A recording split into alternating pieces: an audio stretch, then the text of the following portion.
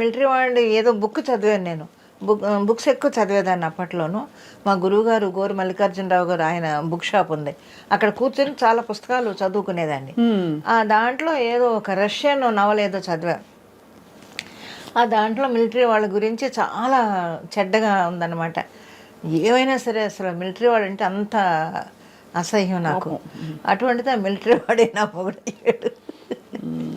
అందువల్ల ఏది తప్పించుకోలేకపోయాను నేను.